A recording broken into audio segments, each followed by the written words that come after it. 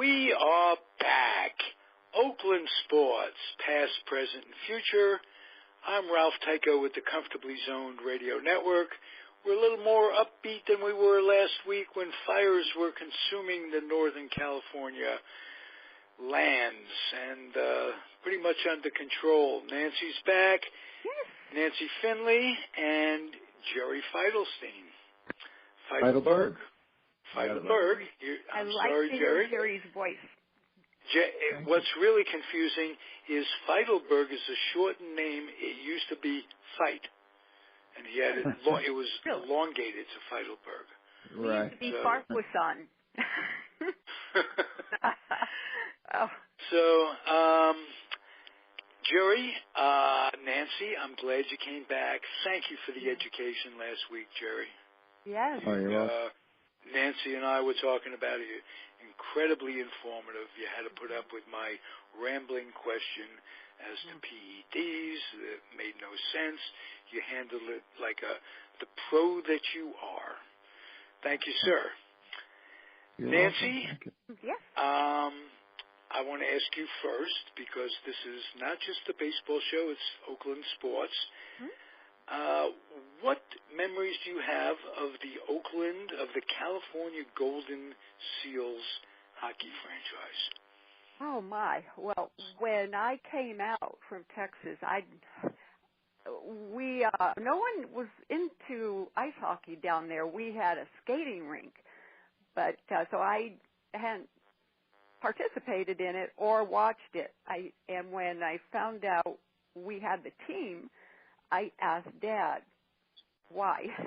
And just honestly, he said that, I'll say Charlie instead of Uncle Charlie, that Charlie felt that since we were starting to do so good, we were really going up, he thought we had the golden touch, Midas touch with other teams, because we didn't know baseball going in. We were big fans. So it was thought, well, we can do the same with ice hockey. And Charlie got a really good deal he bought Whitey Ford's portion of the Seals, former Yankees. Mm-hmm. Oh, and wow. Got a really good deal. Now, I remember my first year out here in 7th grade, no one wanted those tickets. No one. Not free. The only one interested was my algebra teacher, who smoked a pipe. I remember that. And he was so excited to have those tickets. But I look at the Sharks now and wonder what happened, because I got to ask you, Nancy, how did Whitey Ford come to own this Seals in the first place? I wondered that too. And then he happened to be out here and said, I don't want he had a majority ownership apparently, and he just didn't want it anymore. Well, Whitey Ford, the pitcher with the Yankees. Yes. Well, Whitey grew up on Long Island, and he was a hockey fan when he was a kid, because he's from New York. Most everyone's from New York. And I was in Queens, as a matter of fact, where I did. And I would suspect that Charlie Finley was a hockey fan, being from Chicago. No, he was from Alabama. Remember that? Oh, he was from Alabama. Oh, Alabama. But his office, did he become a hockey fan when he lived in Chicago, or no, it was more football. Just a business decision then. Yes. But I think the person that we could give you the most information would be our friend Len Shapiro, because Len worked. Len is like family to me. Len has a quote on my book. Does he really? Oh yeah, he's great. Len, oh my gosh, you mentioned Len Shapiro. Len, yes, Len was there. In fact, I remember when Dad wanted to hire someone new to run the ticket office, he wanted a woman we had running the ticket office for the Seals. Her name was Lorraine Paulus. Have you heard of her? No, I haven't. Lynn stays in touch with Lorraine. Lorraine. And Lorraine was telling me Dad really wanted Lorraine. He had a a feeling Lorraine would be great for the job, and Lorraine didn't feel she could handle it. And so Charley flew out here. They met for lunch at Francesco's with Lorraine, and Lorraine told me it was a 2-hour lunch. They had a carafe of wine, and at the end of the lunch, she was agreeing to it. But Dad wanted her. Charley knew if Dad wanted that, Dad knew she would be good, and she ended up being a dynamic ticket manager. She was there until the team was sold, and then after. Nancy, did you start going to games yourself? I've been at games as long as I can remember, but we never went in the regular way. I don't remember really how we got in Kansas City. I just remember Mom and I meant the seal. Oh, yes. You know what? I remember how cold it was. It's freezing. And they got to keep the ice cold. Yes. Right? You reminded me of a story. My lovely lady, Isla, who grew up in Oakland, had never been to a hockey game in her life. And now I'm credentialed with the Sharks, and I said, well, come on, Isla, I'm going to take you to a hockey game. I said, but one thing, when we go down there, you have to dress warmly because it's cold inside. So we go into the game, and we're sitting in the stands, and she says, I'm freezing. I said, well, I told you to dress warmly. She said, yes, I know you told me it would be cold, but not that cold. We started Oh, my God, yes. In fact, what was good about it was I could walk from the Coliseum to the arena and back, so I didn't have to worry about having to stay. But I did go over there on occasion. Every time I went, I also remember the guys piling up. They always piled up on top of each other, and I wondered what was happening to the one on the bottom, but they were always fighting. Yeah. Well, the old joke you went to. Yeah. You're going to tell her, Jerry. Go ahead. The old joke is that we're going to go to the fights tonight, and maybe a hockey game will break out. Okay, see, I wasn't used to that in baseball.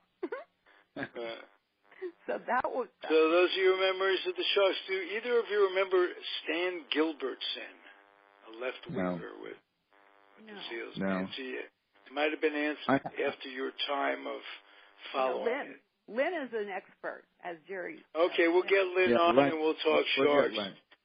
But what year did the Golden Seals come into the NHL? Was it the same time as the LA Kings? Was that when they expanded? Do you remember? Was it 1967? I don't know if we had them when I moved out, but we were just about to have them because I just remember being surprised that we had a hockey team, but not right when I came out. And then they may have started in 1967, but Charley didn't take ownership till maybe later. Oh yeah, that I know. Oh, definitely didn't. He didn't take ownership till he'd been out in Oakland for a few years. That's right. That's right. And then there was a basketball team I heard about. There was an ABA basketball team playing at the arena. I think it was Rick Barry. Rick Barry's father-in-law coached that team, and I can't think of his name, but Rick Barry had. Yes, exactly. Good memory. Did they all wear short shorts then? Did all teams wear those? They all did. Yeah, they all did. They all did. Even the Boston Celtics wore short shorts. Boozy and Havlicek and all those guys were in short shorts. That's too funny. I can't get used to that. That's funny. Well, times have changed. Now the shorts are baggier and longer and what have you. Well, we had, apparently, Dad, the hockey team was a sore point because when Charley bought it, he bought it with the intention of running it the way they did the A's. And I notice I say they. And he told Dad after. And Dad said, no, are you kidding? So Dad refused to work with the Seals the way he had done with the A's because he reminded Charley their goal was to focus on the team.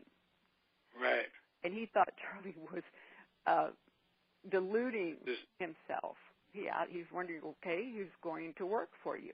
And actually, Lynn came in. Lynn did Lynn had the hardest job of anyone. He was doing PR for the Seals at that time.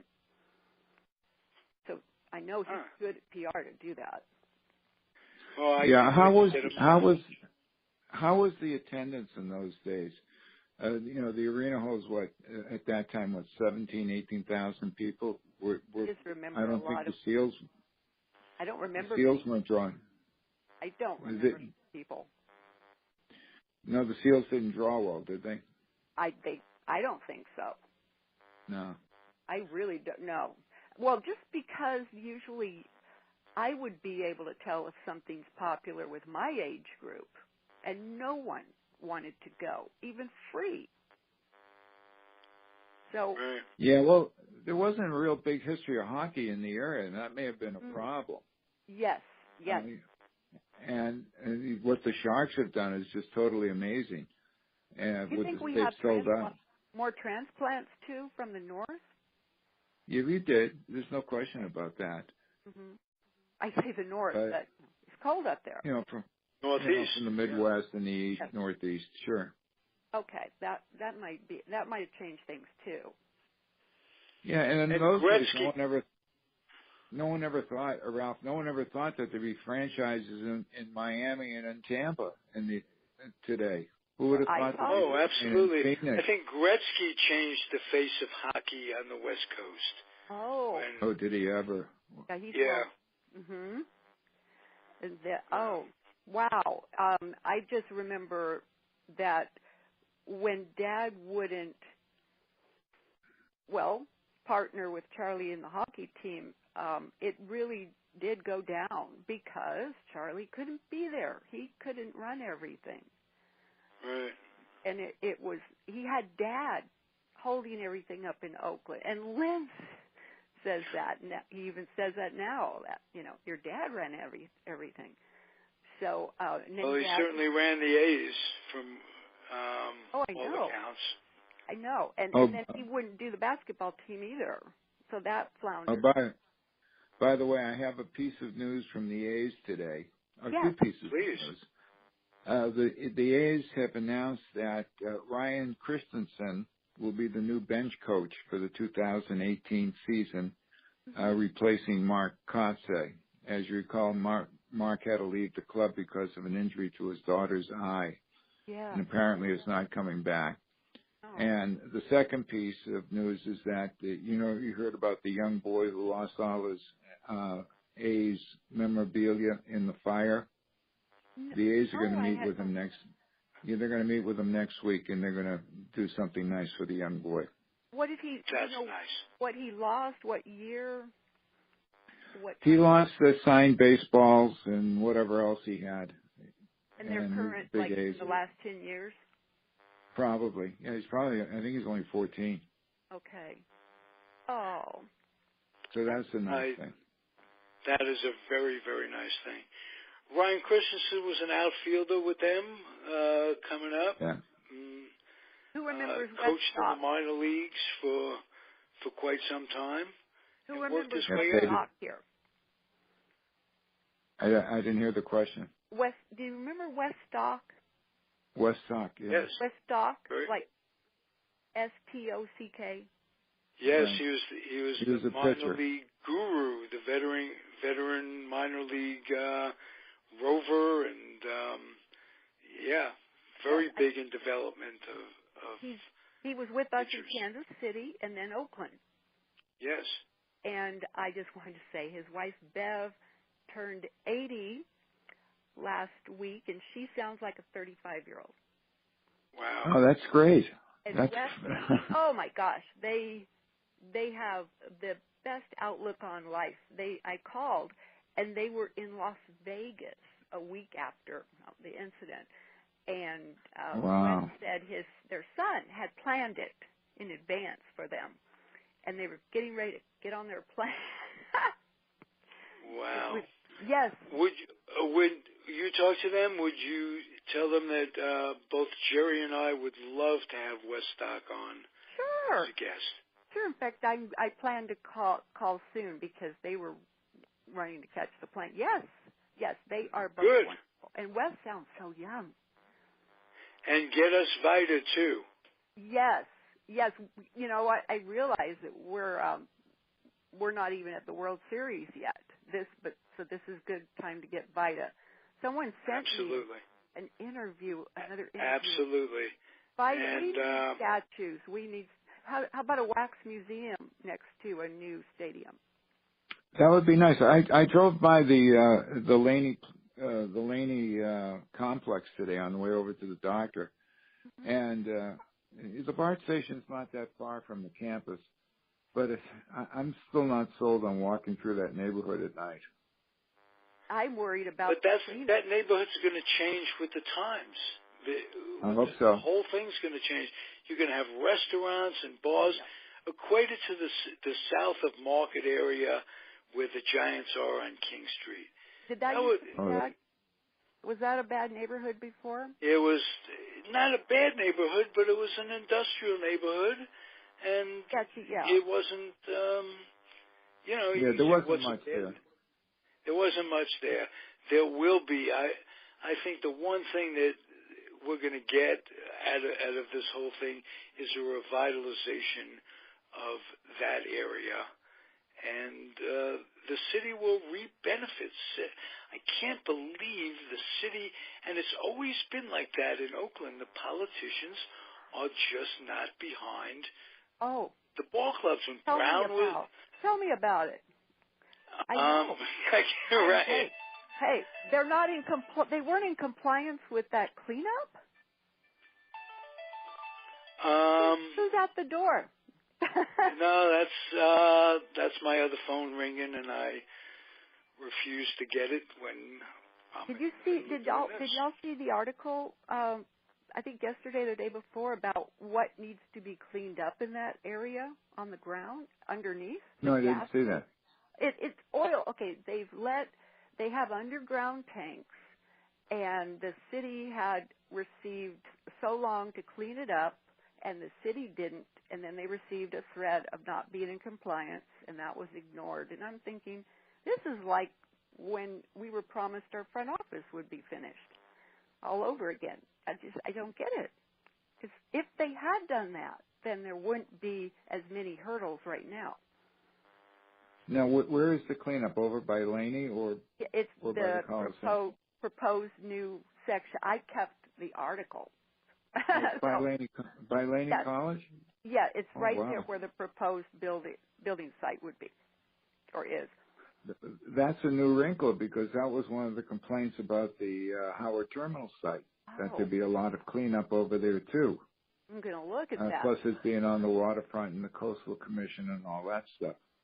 So, you know what? Is it going to come down to eventually the same location? And I don't think that's a bad idea. BART's right there already. Well, it has to be cleaned up eventually, yeah. I mean... Yeah, we discussed that. I wonder why... Who's the landlord? Oakland and the county, probably. And why wasn't something done about this? It's... I hear about business... Why aren't they held accountable? Because that's a health hazard, and they're not doing their jobs. The council's not doing their jobs, or whoever's responsible for that. And that should be. It's a good expose on what they're doing. The article says a stadium site comes with big cleanup bill. District hasn't acted on county call for more tests. Well, Nancy, then that goes back to your suggestion of going over to the Naval Air Station over in Alameda. I know, because that probably needs some cleanup, but I already hear about business moving in. It's not so much to clean up. How are you going to get traffic in and out of that area? No, I've been thinking about that, and they won't have as many seats. No. Well, they don't want as many seats. I would like to see. At this point, if you're looking at 6 years, do you think it would take 6 years if they built it in the parking lot of the Coliseum and then just tore down the Coliseum and made the Coliseum a parking lot? I can't imagine it taking 6 years because all that stuff's been approved. BART is there. Do we know who owns that land? No. Al Davis built that. Really? Yeah. Al Davis owns the land? Well, I don't know. He built the stadium before we ever came out. It was his thing, his baby. And I've never thought about who owns that land. Well, I'm sure the city of Oakland. I think we'd have to check on that. I couldn't imagine Mark Davis moving if he owned the land where the stadium is. That would make sense. I know. They wouldn't be paying rent. They might be paying. I can't figure that out. I think it's the land, and the whole thing is owned by the Oakland Alameda complex or whatever, the stadium complex that are running the thing. Your points are well taken. It would take a lot less time because all the environmental impact reports have been done, and the only thing they might need is to get permits to build the restaurants and the businesses to come in, and they might have to build an elevated parking structure to accommodate the cars. Yes. But I think those are all possible, and it's very doable. And it wouldn't take we wouldn't be waiting till 2023. Probably be done in 3 or 4 years. I agree. Yeah. That is. Well, let's make it happen, Jerry. Push the button. Yes. You're the guy. Remember when we were kids? I don't know about you, Nancy. When I was a kid, as a sports fan, I loved sports because I didn't have to think about the real world, about business, about this, that, and the other thing. And as a kid, you're totally removed from the business end of it. And I didn't know that there was heavy-duty business going on around sports in the 50s. Unions were being formed. Teams were being moved, this, that, and the other thing. I didn't realize it's all politics. And that's... being inside a stadium is like, it's at least ours especially was like a Disneyland. Yeah. Yeah, well, Ralph, when I was a kid, and I was telling one of the guys from the Montreal Canadiens when they were here last year, we were having dinner in the media lounge over at SAP Center, and I was telling him the first hockey game I saw was in Boston Garden. It was the Montreal Canadiens against the Boston Bruins, and it cost me all of 75 cents to go, and he almost passed out. And the same thing with the bleachers at Fenway Park. For a kid, it was 50 cents, 75 cents, whatever it was. Mm-hmm. And when I was having my teeth cleaned a week or so ago, my hygienist was in Boston. He said he went to Fenway Park. I asked him how much did it cost. He said the tickets were $40. I said, where'd you sit? He said, out in the center field bleachers, where I used to sit for 50 cents. $40 for a bleacher seat versus 50 cents, for a kid. So how's a kid going to go to a baseball game if the bleachers That's are $40? Exactly what's wrong. This corporate mentality that sports have precludes new fans from coming into it. They're sitting there and they're playing video games. Bleachers, $40? No. Yeah, and the same thing over at the Warriors. Last year, we bought a series of 3 games, and we have pretty good seats. At the arena. At the arena. Isla's son-in-law, who works for the Warriors, has good seats, but our seats were $300 each, and we were sitting, where the tunnel where the players come in. And you can hang your shirts down, and Steph signed a shirt for us, and Zaza signed a shirt, and whoever else came by. Well, the fellow in front of us had his 2 kids. So for him to take his 2 kids and himself to a basketball game was $900. Who's got that kind of money? That's absolutely craziness. Yeah. Maybe they pay less at a certain I hope so. I know. But the tickets this year went up to $350 each. Oh my So God. I said, Isla asked me if I wanted to buy the tickets again this year, and I said, no, it's just ridiculous. When we had the team, we traded back and forth, so we didn't pay to get into anything in the arena, and then we would give them tickets for the team.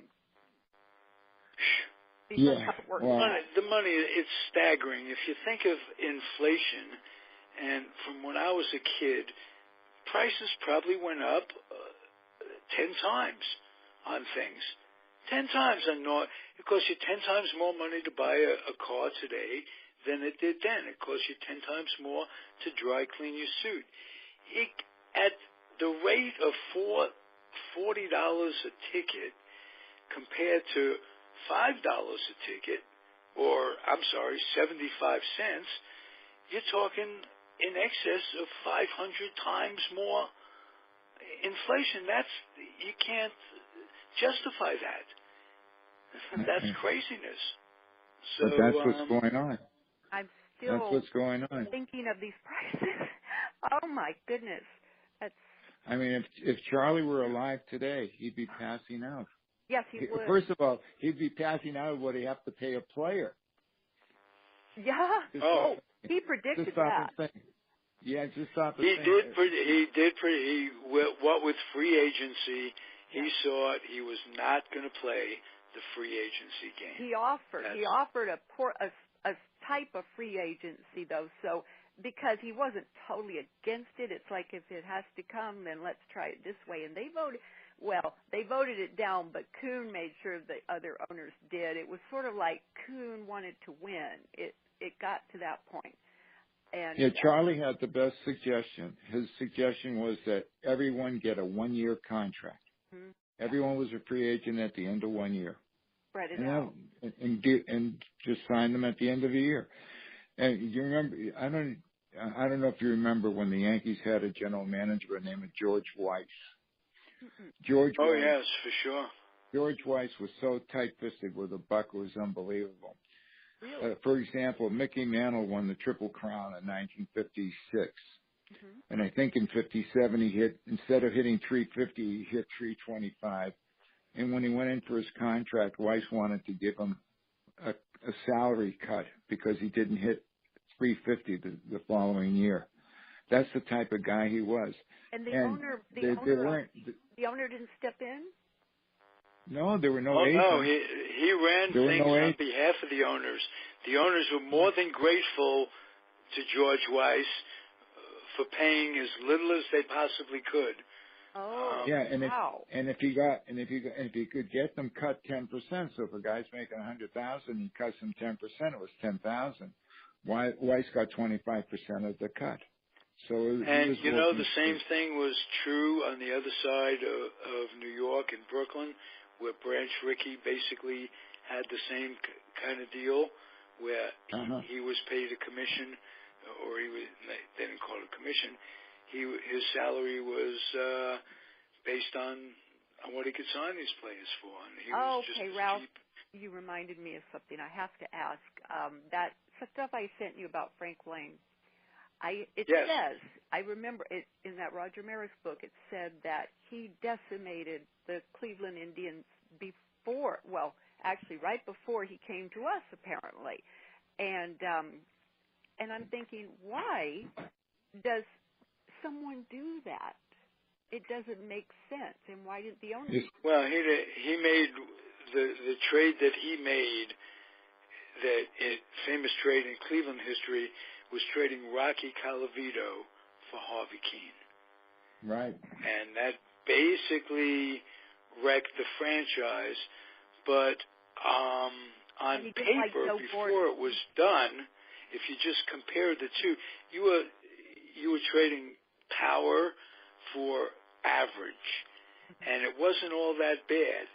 But when you make trades based just on paper statistics, they don't do very well because Colavito was the heart of that franchise, and the heart of the city, basically. And it called the Jinx.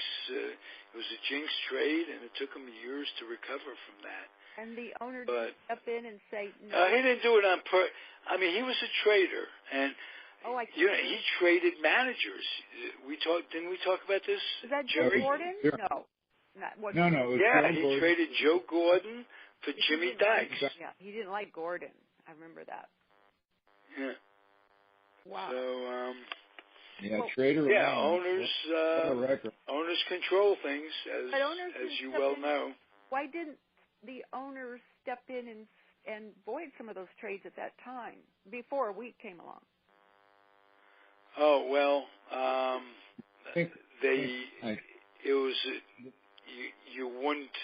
you couldn't do that. I mean that. See, that's what I knew. The first voice came. That's all I knew growing up. First voice came when Bowie Kuhn voided the trades that to the Red Sox and the Yankees that Charlie made. That was it. He didn't like Charlie. That was a personal thing. But before that, way before that, I mean, if an owner, with Charlie, he became a millionaire really fast with insurance, and he was subsidizing the A's for the first couple of years, but he didn't want anyone to know it. And so I could see, and that was his baby that first year. But he was working with Frank Lane, Frank Lane was 20 years older. Charlie admitted that he hadn't been in baseball before, but Charlie had rules about not to trade to the Yankees.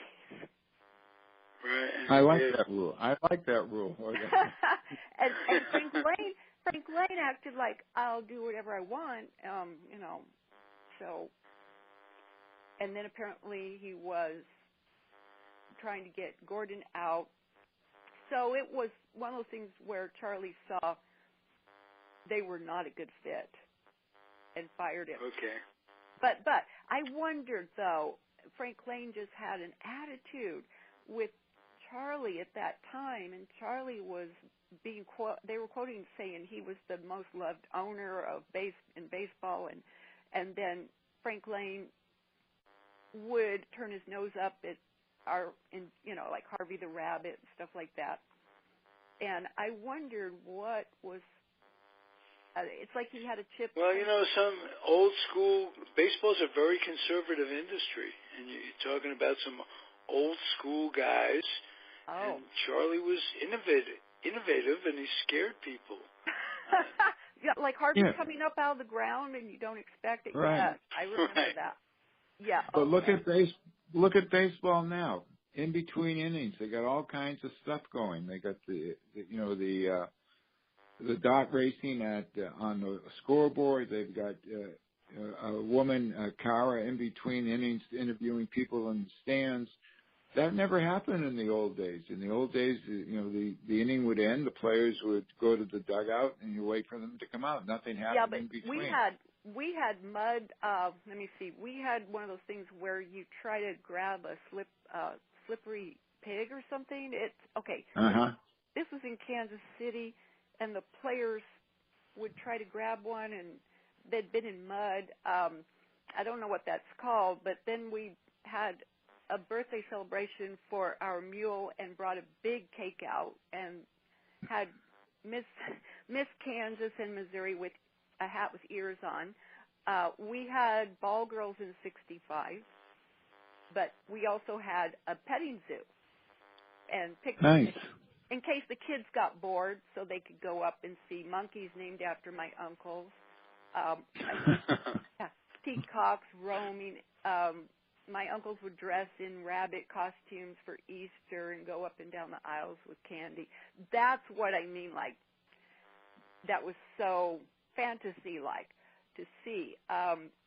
But the dyed sheep had to go because some foul balls kept hitting them.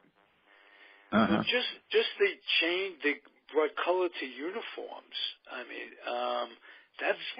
that was so innovative, and it scared a lot of owners. It scared the old school baseball. You wear white and you wear gray on the road, and just that was it. Yeah.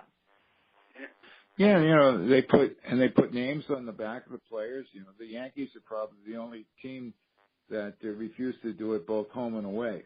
Some of the clubs, like the Giants have just home jerseys with no names on the back. But those are good things. I think that's great for the game. See, the more, the better. I had a whole different perspective because when someone said something to me, my world was what we did, and that's what I knew. I thought every team had names on the shirts like we had. I mean, I didn't notice the others. Right. That's what I knew, and I always knew that if someone's doing something that might cost you money, you step in. If you're in charge of everything and the finances, you step in and say, no, I don't think that's right. So that's why I was asking about other owners. I just thought, I've had arguments with Morgan about this because Morgan believes in delegating.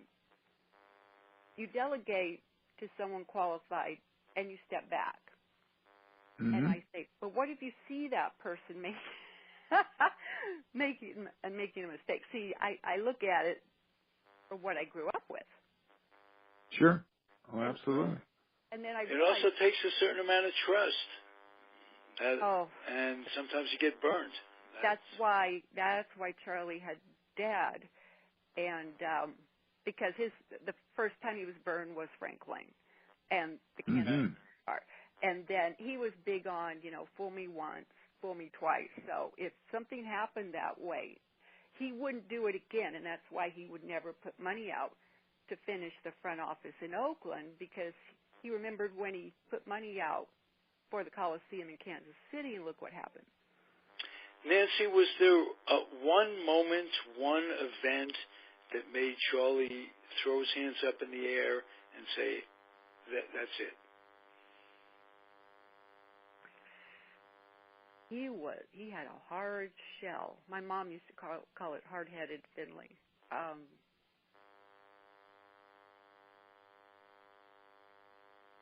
Any one event that stands out in your mind that when he decided to give it up? Yeah, well, late 1979, Dad, because of what Dad said, and Dad had long talks with him, Dad convinced him it was time, but not on his own. I don't remember him being that way on his own. He always had the attitude of, you can rise from the ashes if you are in ashes, Right. So he didn't take offense easily at things. And I heard that when he was in Boston, I could not have gone there, but when in the 75 series, we were going to play Game 3 in Oakland. So that's all I thought about. And Charlie attended Game 1 and 2 in Boston, or maybe one of those. But, oh, my God, he was in a hornet's nest. And I hear the fans were screaming at him and saying all kinds of bad things. And he stood up and bowed. Okay. Took a bow. No hand gestures or anything. Just didn't flip them off. Okay. No. To his credit, absolutely. No. So Jerry. Yes, sir. Okay. I was just going to ask. Time's running short. Give us a little update on this year's Oakland Raiders. What's good, what's bad. Just a little nutshell. We don't have much time, but there are folks that see Oakland sports. They say, well, you should say something about those guys. They're still here. They're going to be here for 3 years. Am I correct? Correct. Yeah, they are going to be here. And who knows what's going to happen with the stadium in Las Vegas? There are always going to be people fighting it. So we don't know. It could be longer than 3 years. But in the meantime, the Raiders have got problems this year. This is the team that was picked to go to the Super Bowl after their 12-4 season last year. Got derailed when Carr broke his leg, but he's back. And everyone thought was going to be, a fairly easy march to the playoffs. And however, in sports, things don't work that way. The Raiders started out great. They won their first two. Then they've lost 4 in a row. Carr has an injury, missed 1 game. And they really haven't played well in the last 4 games. They lost by 1 point to the Chargers on Sunday. And tonight they have the Kansas City Chiefs, and the Chiefs are playing very, very well.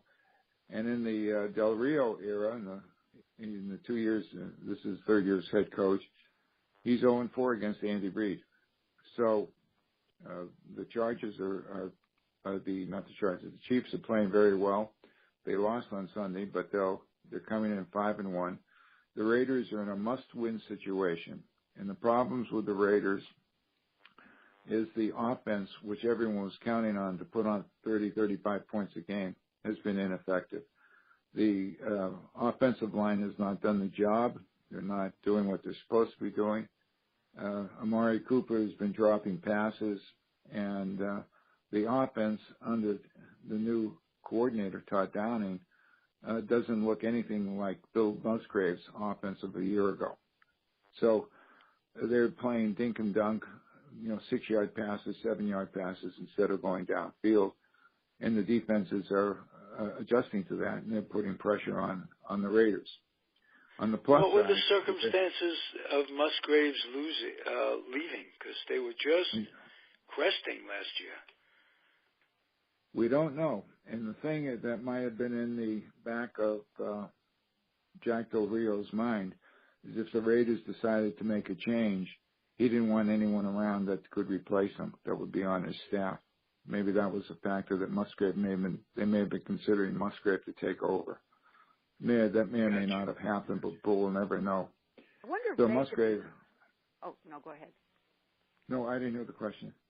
Oh, I just wondered if Las Vegas will still have the funding to support them because their hospitals were full. They are going to have a huge bill for the county services, state services. I was just wondering if that might have changed. Yeah, that's a good cool. point. What if the stadium in Vegas falls through? Is there a chance that the move might be negated? Or is that just an absolute? We don't know. It may be delayed, or they may have different thoughts. Who knows? Yeah, their priorities. Yeah, but the Raider team that would go there in 3 or 4 years will not be the same team as today because the turnover in the NFL is much greater than in baseball. No question. The careers are much shorter. The Raiders have that label, like they could go anywhere at any year and still draw because they're the Raiders. Are they drawing? What are they drawing now in Oakland? Does anyone know? I haven't seen the numbers. I think they're drawing very well this year. Really? I've heard people say, I'm not going to any more games. People say that all the time. Oh, yeah, and then they go. Right. Yeah, right. A lot of that is cutting your own nose off to spite your face, that type of thing. It's like years ago, people would say, I'm quitting smoking. If the price went up, I'm not going to smoke anymore. And they would go back to smoking. Bad. So you take that with a grain of salt. But the Raiders do. I'm trying to start right now. I want one of those Marlboro hats and those big cowboy hats. And I feel uncomfortable. Unless I smoke a pack or 2 a day, I feel uncomfortable wearing a hat like that. Just think of how bad the smell is. Well, I start slowly. I work up to it. I leave little Post-it notes on the wall. Your kid doesn't care about you. Have a cigarette. Does it make you nauseous? Yeah, it does. But I'm a man. I'm going to get used to it. I'm going to overcome it. I'm up to 3 or 4 cigarettes. Trying to get to a pack. Oh, I remember my dad said he knew someone with a brain tumor because of smoking, and whoa. Nah, I could be a brain tumor. I'm Ralph Tycho. Someone gave me a cigarette in a theater once, and Dad found out he was against smoking. And he told me that, and that's all it took. Oh, well, you're an obedient daughter. Well, no, I didn't want to get a brain tumor. Oh, yeah, that too. That comes into it. And sadly enough, that happens. I smoked for a while when I was a stupid teenager and thought it was, and I gave it up over 50 years ago. I think 53, 54 years ago, and it's been a wonderful thing to kick, to get rid of it. Yes. I tell you. You're a quitter, Jerry. It's Oh no. You guys are terrific. That could be a bump. Thanks for giving me another good show. And Dodgers versus Yankees, my prediction. Yes. We'll get Mr. Shapiro for next week if we possibly can. Oh, yes. Well, I'll get Len's email and send him an email and talk to him, see what he wants to do. Jerry, I need an email, and I will send Len an email and ask him. Oh, great. And you know, when the Yankees were down 2-0 to the Indians, I said, you got to watch out. Going back to that Yankee Stadium where the ball flies out, their lineup is loaded. They have great hitters up and down that lineup. And when they get into that park and they get into a rhythm, they can be trouble. And they eliminated Cleveland, which I thought was the best team in the American League. Oh. And they're going to eliminate Houston, which is, I'm not sure they're going to eliminate Houston. They're going back to Houston tomorrow. But if they do, it's the second best team in the league. So actually, the three top teams will be eliminated if that happens.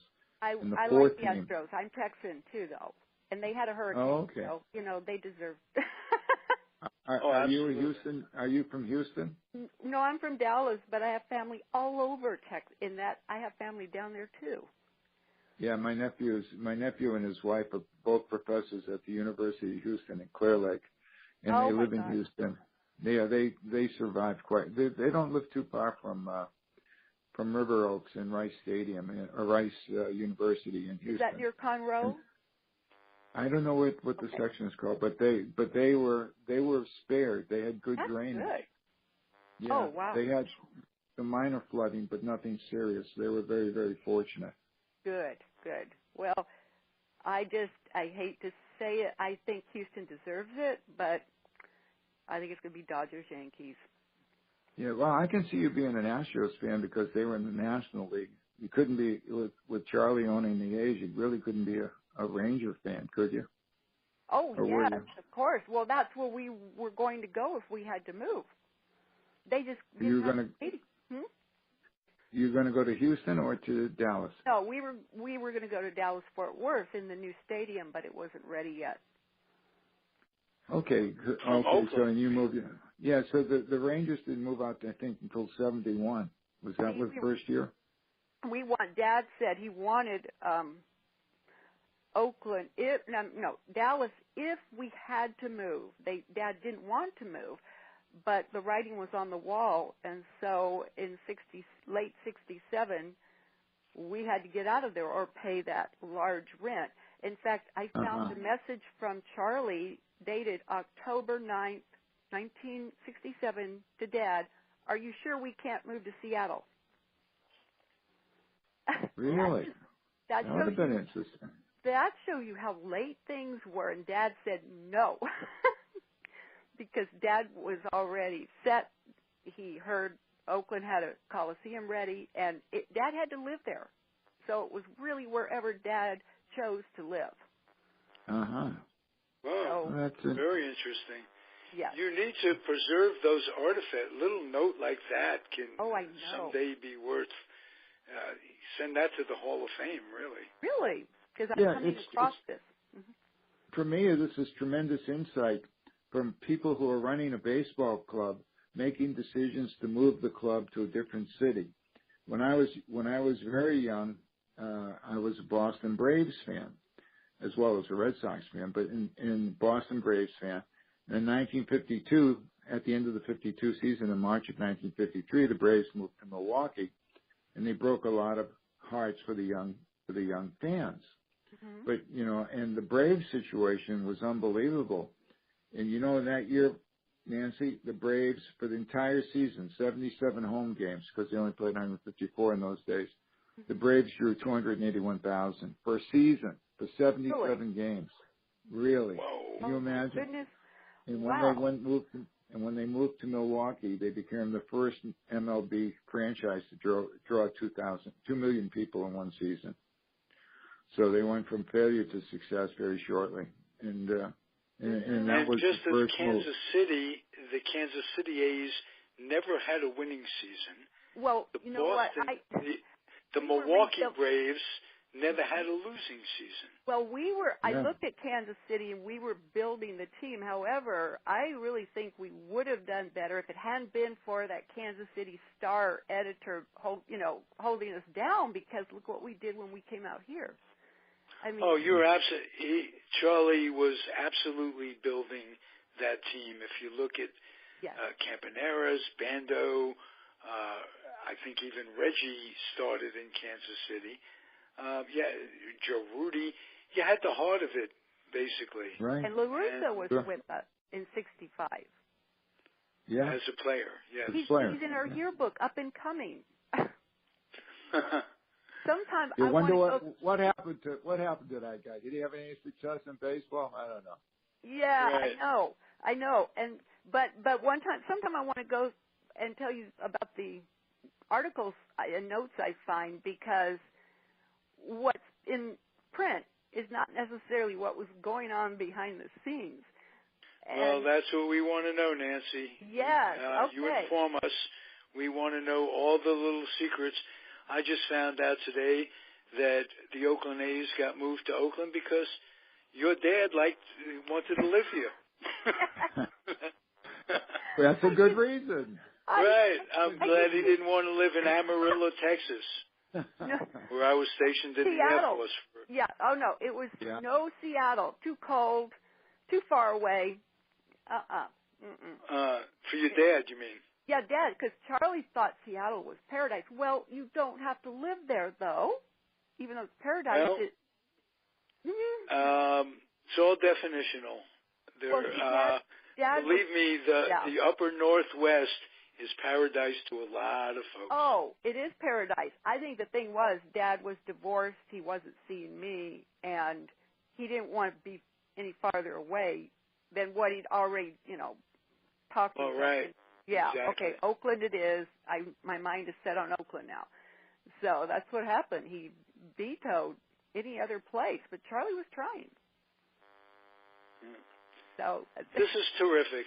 You guys are really informative, and I learn from you every week. So that's what it's all about. I hope the audience does too. Anything either of you want to say before we close it out? I don't want to shortchange any of your thoughts. Just want to say we had a great conversation.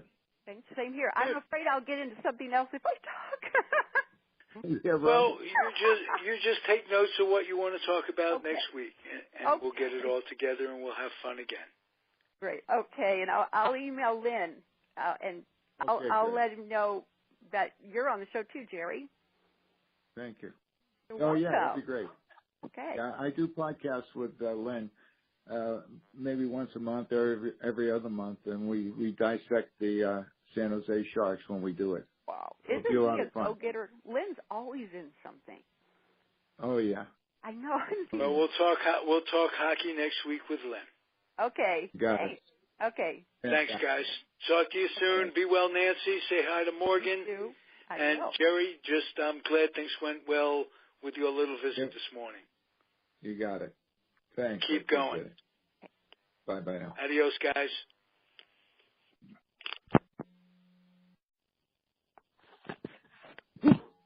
An hour.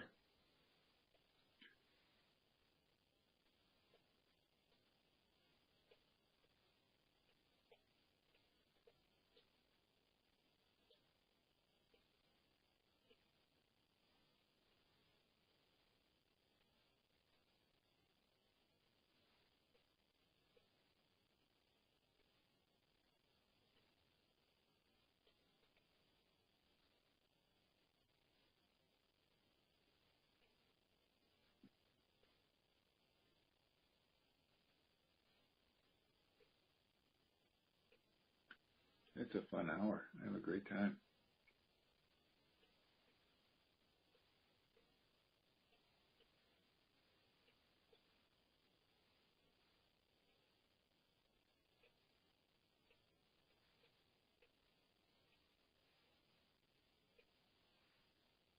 Getting paid?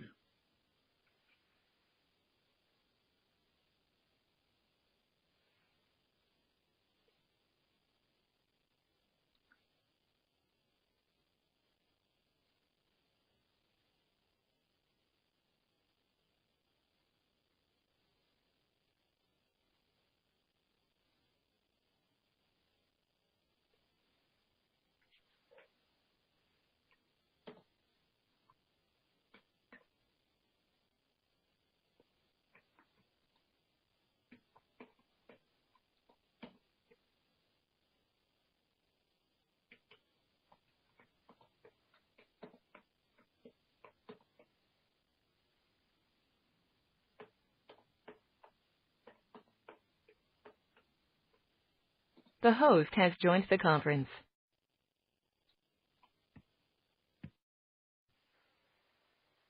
Lenny. Hello.